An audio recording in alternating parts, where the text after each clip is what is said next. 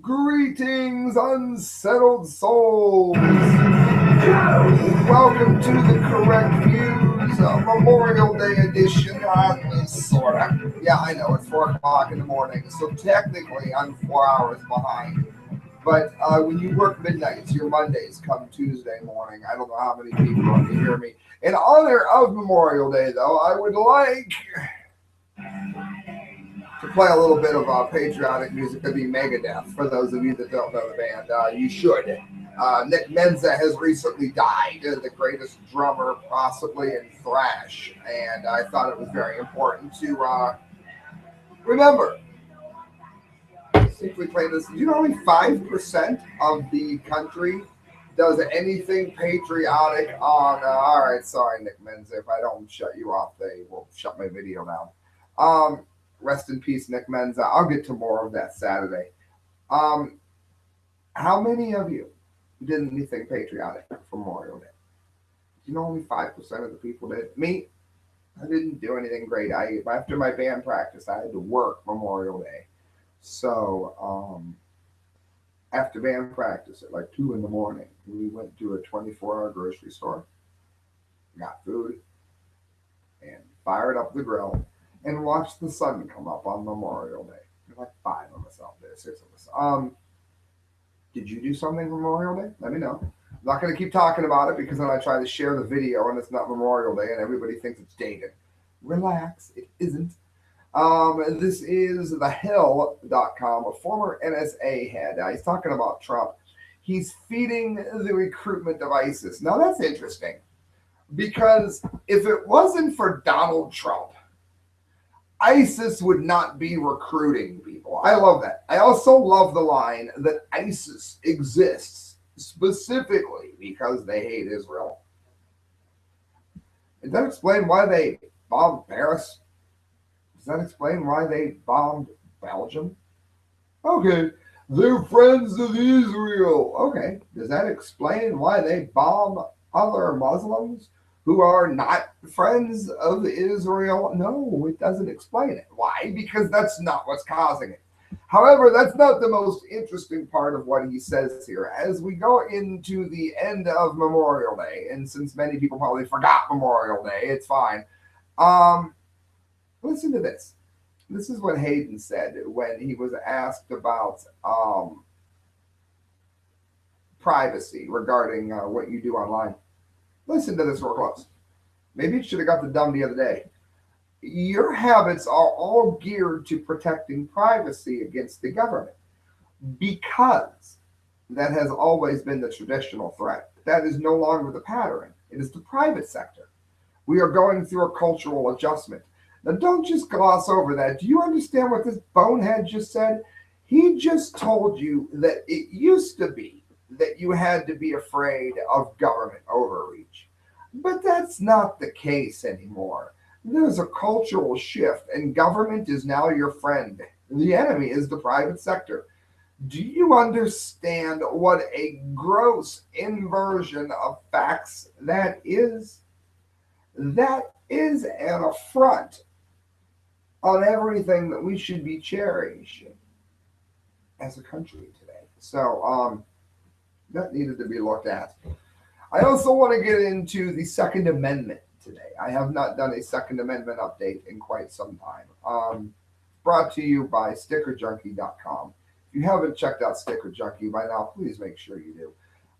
If you want to help me out like Sticker Junkie does, I do have a Patreon account. And before we get into our gun update, this is something new I've done. I've had people that have wanted to support me, and the best way to do that is to get a hold of me on the correct views at hotmail.com because then there's not a third party taking part of your donations.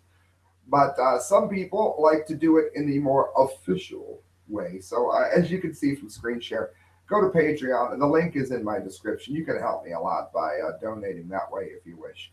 On to the gun update here. 11-year-old boy shoots a home intruder.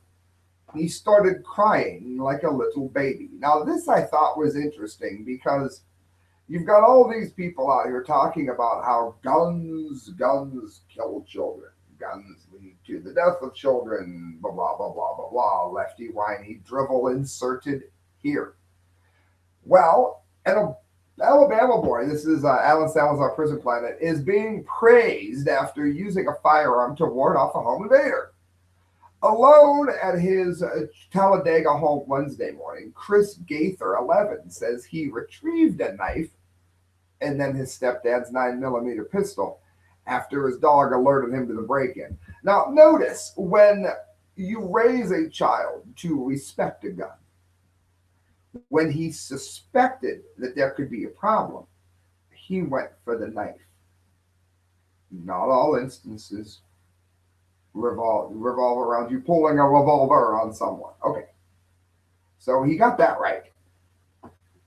Kids don't know how to handle guns. This boy did brilliantly. I seen the guy and I warned him 4 times to get out, and then he ran upstairs, Chris said, and he came back down with a 38 in his hand. The young boy recalled being scared after the suspected burglar pointed a gun at him, but Chris proceeded to stand his ground. In other words, he put a gun on an 11-year-old. When he was coming downstairs, he told me he was going to kill me, and F you and all that, Chris told WVTM reporters.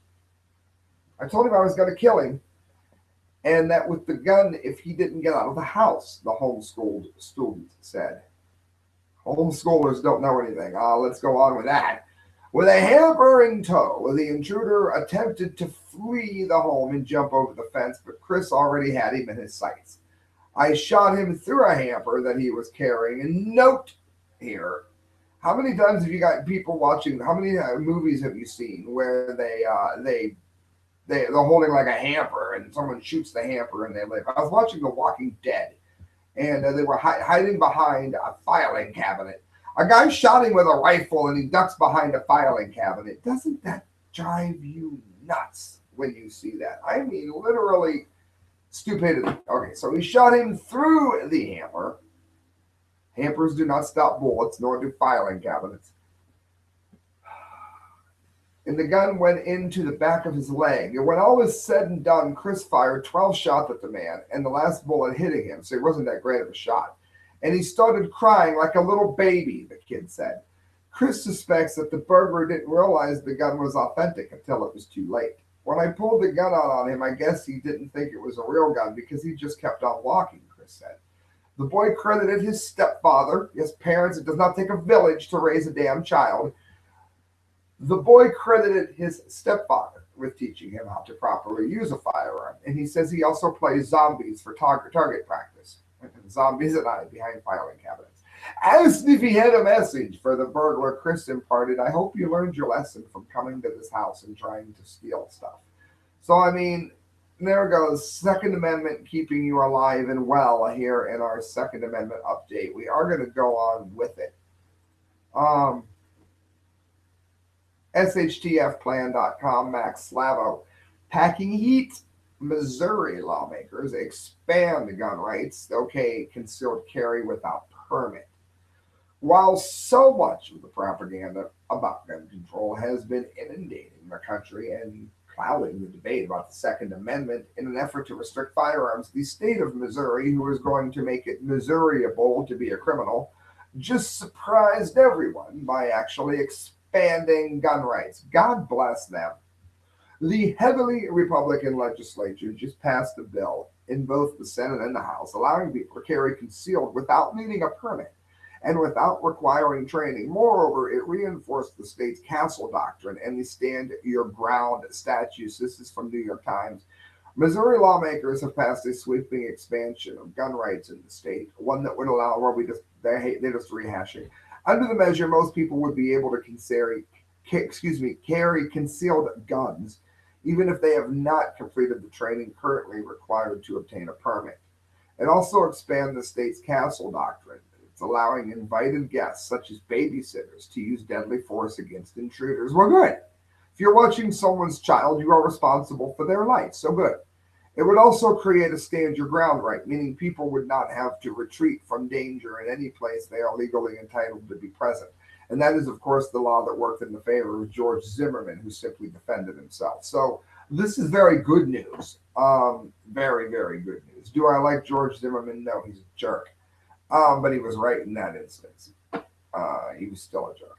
This is Prison Planet. Kit Daniels, anti-gun. Barbara Boxa hat tip to Michael Savage. Boxa. My armed security saved me from Bernie voters. In other words, she is, and by she I mean this creature that has been after your gun rights now for eons, is talking about having been saved by people with guns because her life matters, but your life does not matter. Okay, she started a new group. Your life doesn't matter. This is Kit Daniels. Anti-gun Senator Barbara Boxa said she was fortunate she had armed security to save her from Bernie Sanders supporters. However, if you don't support Bernie Sanders and his peaceful supporters, like peaceful like Islam, if his peaceful supporters come for your head, you as a normal citizen do not deserve the same protections that Barbara Boxa gets because, boxers' lives matters. Um, a boxer was at a Nevada State Democratic Party's 2016 state convention when Bernie voters disrupted the event on Saturday. They're very violent. People say Trump supporters are violent. No, the most of the violence that we've seen has come from Bernie supporters. It was a scary situation, Boxa told CNN on Wednesday. I was there. It was frightening. I was on the stage and people were 6 feet away from me. And if I didn't have a lot of security, I don't know what would have happened. In other words, she's bragging, it says, about her private security as she eradicates the Second Amendment rights of millions of Americans who can't afford that luxury. Boxa is in a very definition of hypocrisy. Hypocrisy. How about that? I'm going to coin a new word for Barbara Boxer. Hypocrisy. This isn't the first time she made such a stupid statement. Help me keep that on the internet, friends. Hashtag hypocrisy. For example, it was only a day after the San Bernardino massacre the boxer claimed gun control works. It works. The fact is, sensible gun laws work, and we've proven that in California, she said, after two radicalized Muslims killed 14 people. Barbara Boxer, if the gun laws worked so well in California, then you wouldn't have been speaking at the biggest failure of gun laws in California history. She is an idiot. I got some good news from the science front before we get into the dumdies here, brought to you by Sticker Junkie.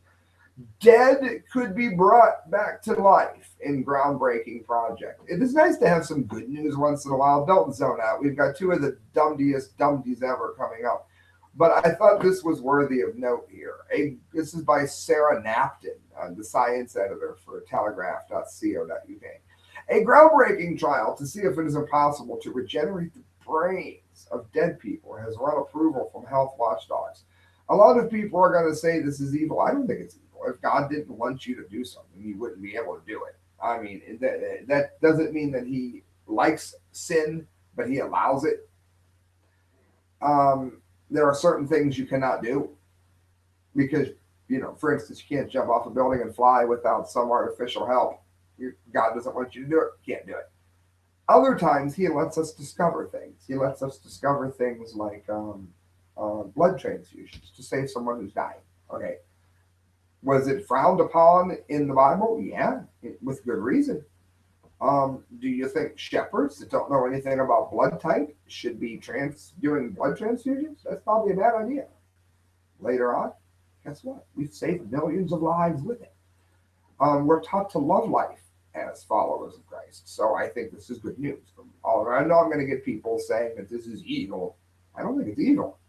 Indian specialist, Dr. Himanshu Bansal, as I butcher the poor person's name, working with biotech companies Ravita Life Sources and BioQuark Incorporated, has been granted ethical permission to recruit 20 patients who have been declared clinically dead from a traumatic brain injury to test whether parts of their central nervous system can be brought back to life. This is excellent, excellent news.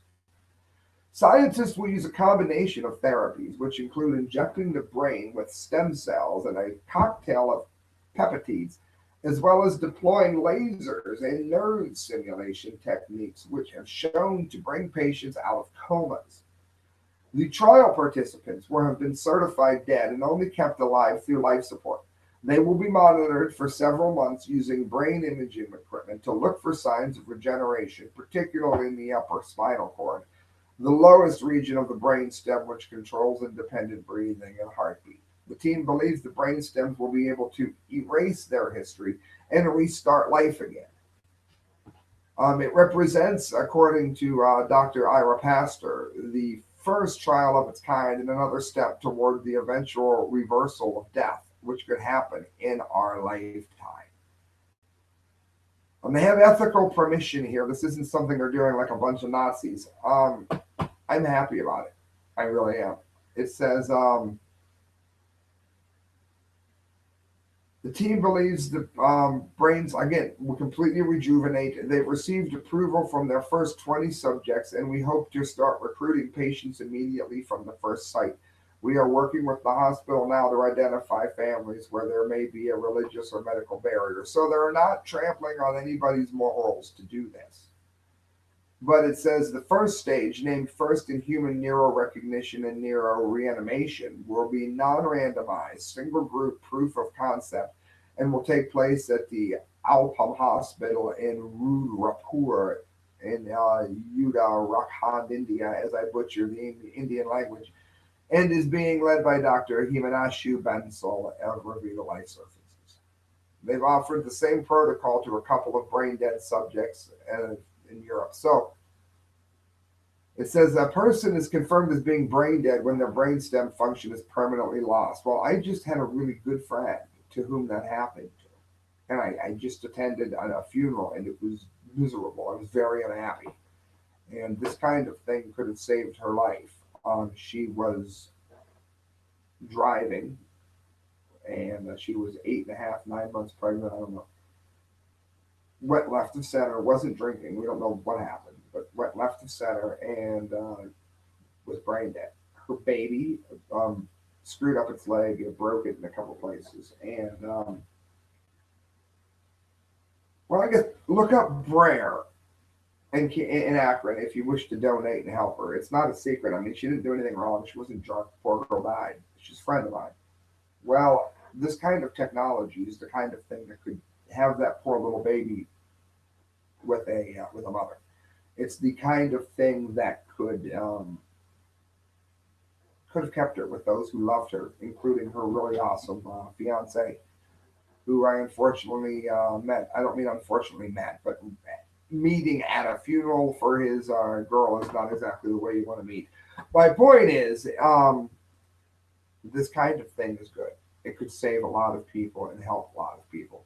I've got viewers popping in all over the place. Do me a favor, don't leave. No, because now is the time for the Dumdy of the day.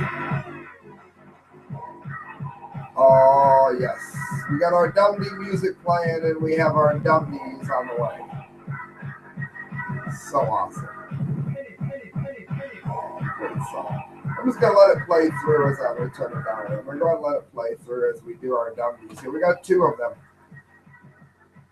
This is from Louder with Crowder. Got to be the best conservative website, I think. Stephen Crowder is the best conservative writer we have today. For those of you that don't know what a vegan is, they're non-meat eaters who live off of almost nothing and tell you how healthy they are. Now, I'm not laughing that somebody died, but at some point, Darwinism does have points that need to be looked at. Evolution might have been wrong, but the rest of it he might have been on. All vegans are passionate to the nth degree. Still, they come in different breeds. There are vegan bloggers who spend every effort to spread the gospel of eating non-meat gray matter. There's also vegan people. They're caught between a rock and a hard place. They want to be regular humans who do things, but doing things takes nutrition and energy, both of which are in short supply via the vegan way. Speaking of that rock and a hard place of veganism, this woman got her, there's a link here, got herself quite stuck on the huge rock, Everest. A hard place to be anyway, but probably harder when you're malnourished herbivore. She did so did she conquer that mountain by my screen's messing up. Did she conquer that mountain by deriving her protein from nuts and seeds? No, she died. An Australian woman who set out to climb Mount Everest to prove that vegans can do anything died Saturday after developing altitude sickness. Maria Stryden, 34, had reached the final camp where the summit was before she and her husband, both vegan, began suffering from high altitude pulmonary edema, which caused fluids to build up in Simon's brain. Stryden had sought out to prove that she could scale the mountain while on a vegan diet. It seems that the couple have a warped idea of vegans being malnourished and weak, Stryden said. By climbing the 7 summits, we want to prove that vegans can do anything and more. That happened. Those were her last words because she died. It's one thing to be an animal rights activist and practice what you preach. Being a wimpy PETA advocate is your prerogative. But there's a hard truth learned by this moron above. You're a whip. I mean that in the most physical senses. You are a whip. You might be a noble wimp. You might be a wimp with high expectations or lofty causes. But you're a wimp nonetheless. Fit meat eaters have died scaling Mount Everest, so you, a wimp with a terrible diet, don't try to scale a 30,000-foot mountain after a breakfast, lunch, and dinner of tofu because you will die. I love the way Steven Crowder writes. I've got to read more because he's such a perfect writer. Then a bunch of swarmy meat eaters will write about how horrible vegan diets are. Ahem. Hubris killed this woman. She sat on her noble high horse, and I don't eat animals, therefore I'm better than people who eat animals, and I'm going to scale Mount Everest to prove it. And then as you all see, neener, that high horse done bucked her off. Are all vegans stupid? No, well, not yet. But depriving your body of necessary proteins will get you there. I'm telling you, friends, that is some of the best writing I've ever seen. And that brings us to the last of the 2 dummies. For those of you that don't know, I do the Dumbs Cap of the Month every month. It'll be coming up within the next day or so, along with your massive Fukushima update. PJ Dub hammering out the truth here on Prison Planet MIT. Is Islamophobia accelerating global warming? No, this is not The Onion. The satirical website. Friends, we know that man is not warming the planet. This has been proven time and time again. ClimateGate, Lord Monckton, even NASA's own data shows no warming in the last 17 years. However, this takes the whole stupidity even higher. Not wanting to be blown up by someone who hasn't been vetted, first of all, does not make you Islamophobic. It makes you intelligent. Second of all, there is no intelligence to be found in this analogy, which is why it wins the Dumdy of the Day. Massachusetts Institute of Technology hosted an event last night, which speaker Ghassan Haj argued that Islamophobia was responsible for the acceleration of global warming, which has actually decelerated if you look at the facts. This lecture took place at MIT, the world's most scientific research establishment, on Monday at 5 p.m. Seriously, from George Eager. According to the description in the event, the talk examined a relation between Islamophobia, that is, not wanting to be blown up or beheaded, as the dominant form of racism today, and the ecological crisis, of which there is in terms of man warming the planet. Perhaps, Hedge, you didn't get the memo that Islam is a belief system, not a race. That is true. You're not racist if you don't like Islam. There is no Islamic race. According to Haj, Islamophobia and global warming are connected because they both originate in colonial forms of capitalist accumulation. Hedge also, in a book coming out soon to be titled, Are Racists Responsible for Global Warming? An idiot. And then he'll sell like 2 copies to like his friends. First of all, colonialism has nothing to do with global warming either. Just ask China. Theologian George Eager summed up the ludicrousness of the issue best when he tweeted, "This lecture took place at IMD, which is supposed to be the World Forensic Science Research Establishment. Yet it is another example of the regressive left's obsession with intersectionality. In other words, everything that they claim is a form of oppression, which in the world of the perpetually offended, grievous junkies is literally everything, is tied then to everything else. However, it is by no means the first time that the mythical boogeyman of Islamophobia has been blamed for real world issues.